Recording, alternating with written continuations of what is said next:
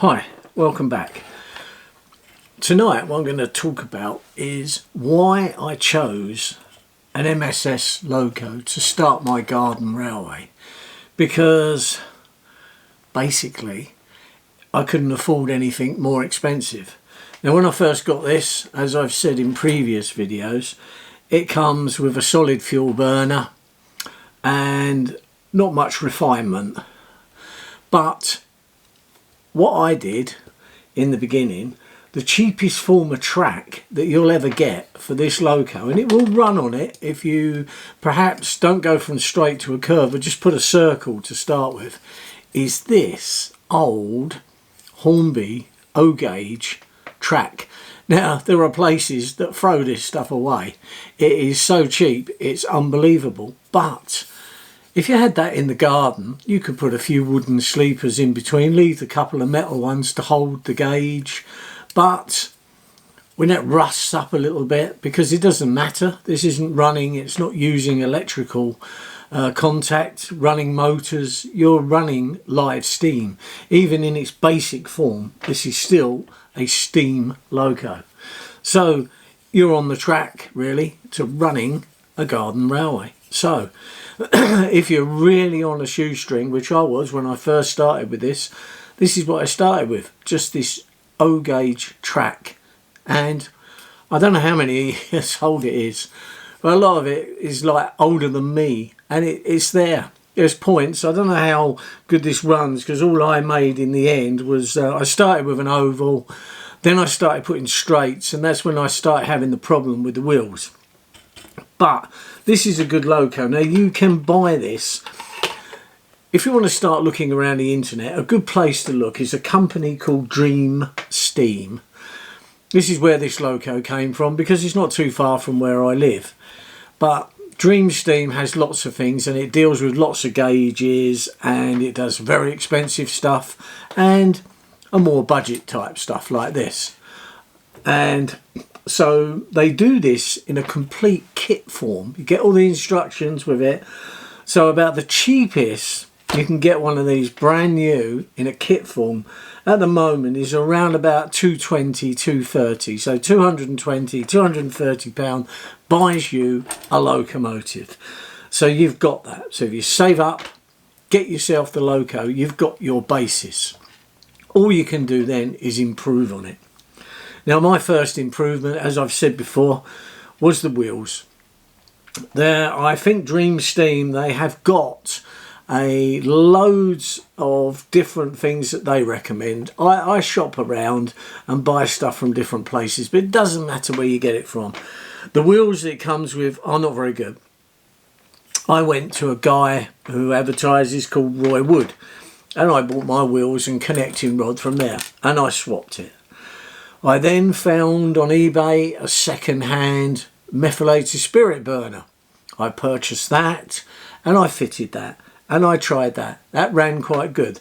The only thing I found with methylated spirits is the fact I was running it on some plastic track at a mate's house, and the methylated spirits leaked, because the thing is with it, especially on a hot sunny day, you can't see it burning. It has got this kind of movie blue flame, which if the sun's bright you can't see it, and it burns away quite happily really without being undetected by you. So it started to melt the track and I couldn't work out what was going on, and then I found out.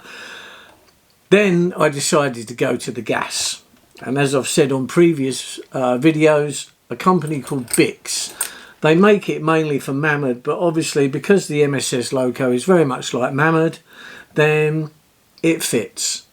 The other thing I did do, because I upgraded or uprated the safety valve. The reason I did that is because the simple safety valve that it comes with is okay, but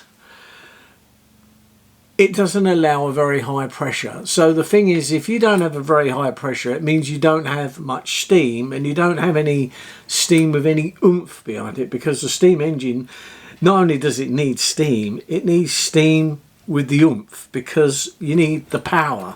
You can just have the thing boiling away and a bit of steam coming out, but it needs pressure. You need to build some pressure behind. So I upgraded the safety valve to give it that much more. So what happens basically, it doesn't blow off so early, so it allows the pressure to build. Now, because I knew that I wanted to run this around a reasonable sized track in the garden, and I would like it to run for about 10 minutes at least, I thought I would get a silver soldered boiler, which is just stronger. The original ones in there are soft soldered. They work perfectly well. If you keep plenty of water in the boiler, nothing's going to happen. If it does start to run a little bit drier, and of course you're working with much more heat, so things happen a lot quicker, a silver solder boiler is going to be the way to go. And the silver solder boiler was only another £50. All right, in the beginning, £50, and if you haven't got it, you haven't got it. I know, I've been there. So all these modifications I did to this loco were probably done over a year, thereabouts. They weren't all done the same thing, because if I'd done that, then if I had the ready cash, I would have perhaps looked for a Roy Wood loco. I'm not quite sure what they are. They're around about the £500–600, so they've got 99% of what's here already on them. But I couldn't afford that in one go, so that's why I went for this. But there is a video on my site, the Mindful Model Maker, and it shows this running. There are some of it running on the track, but I am going to make some more videos of it running longer on the track. Now it goes that much more. I'm going to show proper videos, full length of it running, so that you can actually really see what it does. But the purpose of me getting this loco in the beginning was to get myself a loco that runs. I had a couple of battery ones which are very cheap to build, but it's always nice to have a bit of live steam running around. So this was what I decided to do to run the live steam. So I upgraded the boiler, and then I also bought what they call a Goodall valve, which allows you to put water into the tank whilst there's actually pressure in the tank itself. It's no good when it's actually blowing right off, because you have a job to overcome. There's a little ball in there, so it's what we would classify in engineering as a clack valve. In other words, the pressure on the inside is pushing up and holding the ball up to stop anything, steam or water, escaping. And the only way to put water in, you then put a pressure that's higher in the opposite direction, which pushes the ball down, and you use a bottle that you put water in with a trigger on, which is like this, and this is what you put in there, squeeze the trigger, and you can fill it up with water. So this is commonly used quite a lot now in garden railway, and on bigger G-gauge locos, gauge 1, all sorts of stuff. The live steam bigger, most people use this method of filling with water. And the reason is, theoretically, if you can keep your gas topped up and you can keep your water topped up, well, it's just like a full-size loco. It'll run all day. So you get much more pleasure, much more running time, and you can run a little bit more like the real thing, because it is the real thing. Steam is steam, irrespective of whether it's produced by coal or gas, methylated spirits. The only thing I wouldn't suggest really is the solid fuel, because their heat is quick and over. It's over before you can really do much with the loco. That's what I've found. I don't know, you have to find out for yourself. That's what it will come with, is the solid fuel. And you'll steam it up, and if you've got some of this old track, plop it on there and it'll probably go round. What I found is when it went from a straight track to a curved track is when I started getting the problems, and then that's what highlighted the wheels. What's wrong with the wheels? Basically the profile of them is what's wrong. They just don't, the loco doesn't seem to ride properly with on, because I did have a bit of Pico track, the Pico 16mm SM32 track, which is lovely stuff, Very expensive as well if you're first starting out. It is good stuff. There are other makes out there, but I find that I can run quite nicely on here, and it gives it that little bit of a kind of nostalgic look with this old track. So yeah, that's why I started with an MSS loco. Alright, I've done lots of modifications. It's got a regulator, which actually was a Dreamsteam regulator. I can't remember how much it was, but a reasonable price, and it comes with full instructions. The other thing is, on Dreamsteam, you can download these instructions prior to buying the actual item. They're all downloadable, it says on there. So you can download it, print it off, and have a good read and get to grips with what you've got to do before you actually start. But a lot of the stuff is underneath. You can see under here, this is the underneath of the ceramic burner. There is a bit that goes across. A lot of these things, if they're modifications, they come with the part. So this bar going across here stops that ceramic burner from dropping down. Which is what you need. The other thing is, when you fit the regulator, so you can see the regulator here, which is this little knob there.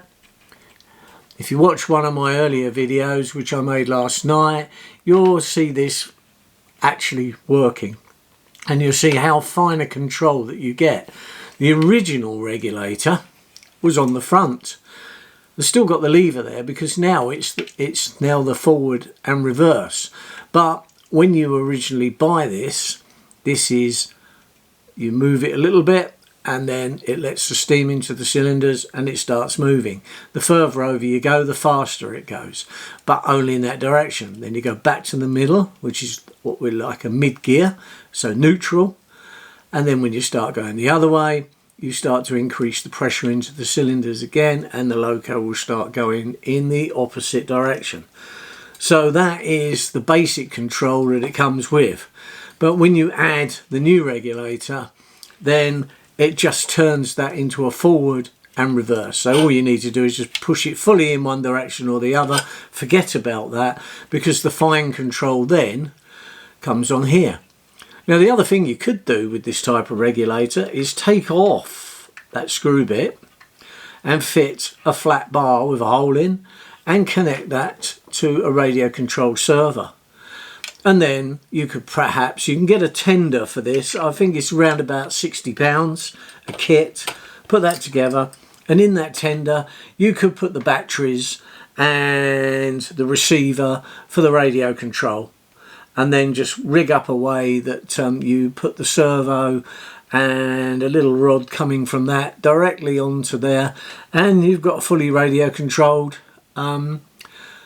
speed controller via radio control by using its proper regulator, because that's what the regulator is. It's a kind of a speed control. And I put the gas cylinder on here as well. I like the gas on the locos. I've got I've got a gauge 1 loco, which I will show you on another video. And I only got that purely by luck, by just going to a toy fair, and that was up for sale very cheap, and I managed to just scramble together the money for that. But this is how I started in garden railways, and most of my garden railway stuff that I've got were very cheap locos, and I've spent time, and not just time on doing it, but time on saving up for bits. I've got a nice little battery loco, which I'll make another video on. Again, I bought that quite cheaply. Nothing works properly on it, and I spent a few months working on it, and that's now fully radio controlled. Very cheaply, because I tend to buy a lot of second-hand things and just kind of make do and mend, really. But you can get going. At least I can have fun. I have got a garden railway that I can call mine, and that's it. And then as perhaps you get older, because as you get older you do tend to have a little bit more disposable income. I'm not saying a lot, especially at this very moment in time where things are a lot more expensive, but hopefully we will return to better times when the wages go up to meet the demands, and we have a bit more money. So anyway, this is why I bought a MSS loco to start a garden railway, because at the time it was the cheapest way of doing it. So I hope you find that that is quite informative, and if you really are itching to do it, and if you've got children, yeah, okay, make sure they're a safe distance away, because heat is heat, and if you're making steam, then you can't scale heat down. Heat burns on this loco the same as it would a full-size one. So yes, you have to be a bit careful, but they will get some fun out of watching it go round, because I know my children did, and my grandchildren do now. So yeah, it's a good place to start. But if you like this video, please give me a thumbs up and a like, and also if you want to see more, not just on this but other forms of model making that I'm into, then subscribe, and then anything that comes along that you're interested in, then obviously you can just watch and you can see what I'm up to. So anyway, thank you very much for watching, and I will see you soon. Thank you.